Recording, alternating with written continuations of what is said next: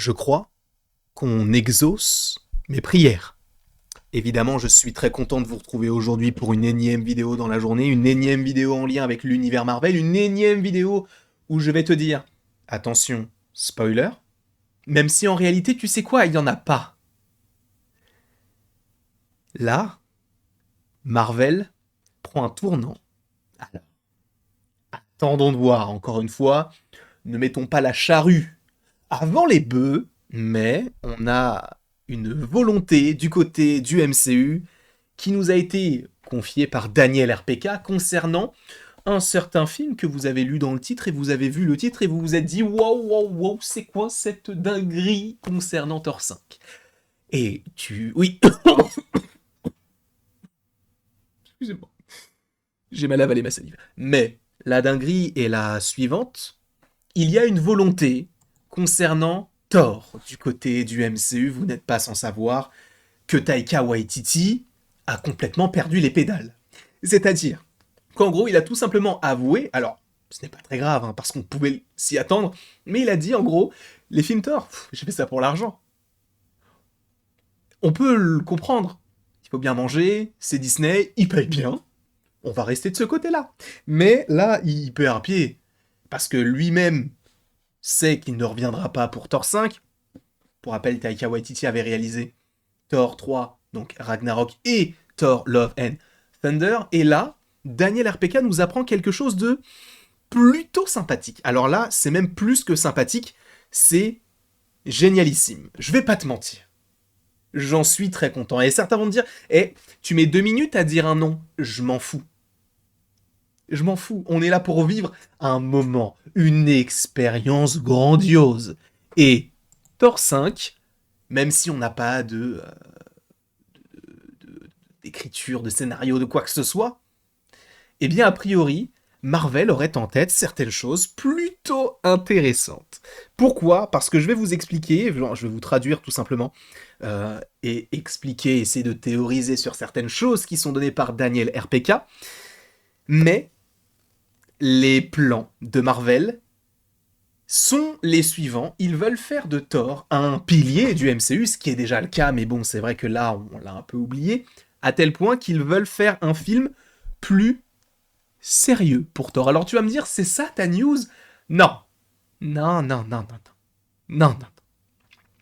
Selon Daniel RPK, donc ils veulent un ton plus sombre que les deux films précédents, donc plus sombre que Ragnarok, plus sombre que Thor Love and Thunder. En même temps, plus sombre que Thor Love and Thunder, ça s'appelle Le Monde de Nemo. Hein, voilà, à tel point que oui, il n'y a pas d'obscurité dans ce film-là, mais on a un nom. On a un nom que Marvel envisagerait pour réaliser ce film Thor 5, et je ne vais pas te mentir. Je ne vais pas te mentir. Ça me hype à fond. Il me suffit d'un nom pour me dire « Ok, c'est bon ». Il me suffit de ce nom-là. Parce que vous n'êtes pas sans savoir que j'aime beaucoup Chloé Zhao. Ce n'est pas elle. Non, c'est pas elle. Mais Marvel Studios se dirait venez, on fait un film Thor sérieux, mais avec lui. Ce mec-là. Vous savez qui c'est ? Ce mec-là, c'est lui qui a fait, par exemple, ce film-là. C'est lui qui a fait, par exemple, ce film-là. Et c'est lui qui réalise, ou a réalisé, Rogue One, du côté de Star Wars, qui est pour beaucoup l'un des meilleurs films de la licence. Alors que ce n'est pas un film de la trilogie originale, c'est un film spin-off entre le 3 et le 4, mais pour beaucoup, Rogue One est le meilleur. Oui, Gareth Edwards est voulu. Selon Daniel RPK, c'est l'un des réalisateurs qu'ils envisagent afin de réaliser Thor 5. Encore une fois, je ne vais pas te mentir, ça m'enchante. Sur plusieurs points. Premièrement, plus de Taika Waititi, ça on le savait déjà. Deuxièmement, Gareth Edwards est celui qui a fait cette pépite qu'est Godzilla. Et pourquoi est-ce que j'apprécie particulièrement ce réalisateur ? C'est qu'il choisit très bien ses projets. Alors, il faut également reconnaître que la plupart de ces films ne fonctionnent pas forcément. Hein. On pense surtout à The Creator, qu'on a par ailleurs critiqué sur la chaîne de manière positive, parce que j'ai beaucoup aimé le film.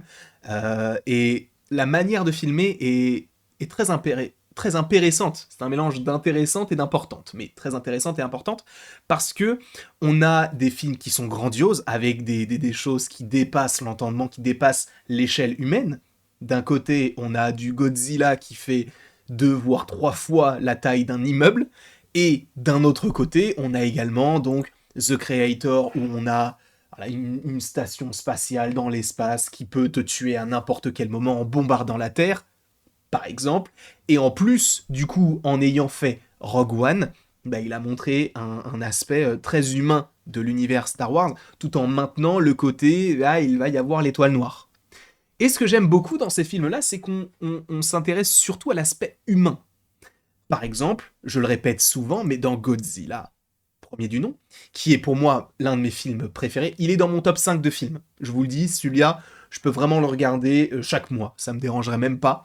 Mais dans ce film-là, on a donc pas mal de choses plutôt intéressantes, et notamment, le côté humain qui est représenté. Oui, on a un kaiju, oui, on a des combats de monstres, oui, à la fin, on en a quand même beaucoup, mais les 2 premiers actes sont les actes les plus importants, mais uniquement focalisés sur l'humain.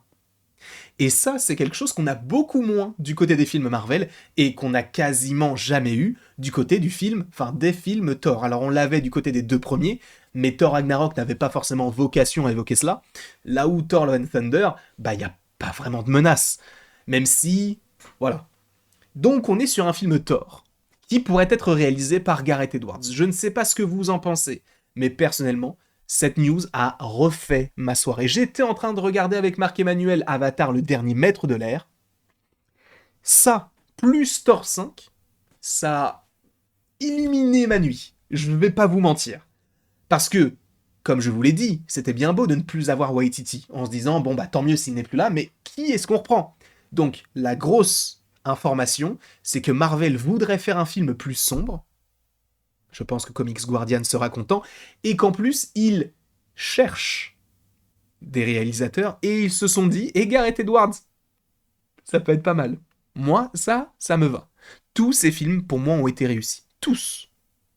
En tout cas, tous ceux que j'ai vus. J'en ai vu 3. Il en a, et vous allez me dire, c'est pas beaucoup. Il en a pas fait beaucoup, je crois qu'il en a fait 4 ou 5. Donc, les gars, foncez sur Gareth Edwards. Et si vous avez encore des réticences, si vous ne le connaissez pas, regardez Rogue One. Si vous avez déjà vu Rogue One et que vous avez bien aimé, regardez Godzilla. Tout simplement. Et aussi regardez The Creator, puisque c'est son film qui est sorti il y a de cela maintenant quelques jours, plutôt quelques semaines. Bref, je vous remercie grandement d'avoir été présent sur cette vidéo. Moi, je suis là pour le coup, vraiment, je suis hypé de fou. Je suis hypé de fou parce qu'un film Thor 5 plus sombre réalisé par le mec qui a fait Godzilla, ça me va. Encore une fois, cela ne reste qu'une rumeur, donc on verra. Je vous remercie grandement d'avoir regardé cette vidéo, et après tout ceci, il ne me reste plus qu'à vous dire à la prochaine, pour la prochaine. Et bien sûr, sache que tu peux aimer, partager, commenter et t'abonner si ce n'est pas déjà le cas, mais tu n'es absolument pas obligé de le faire.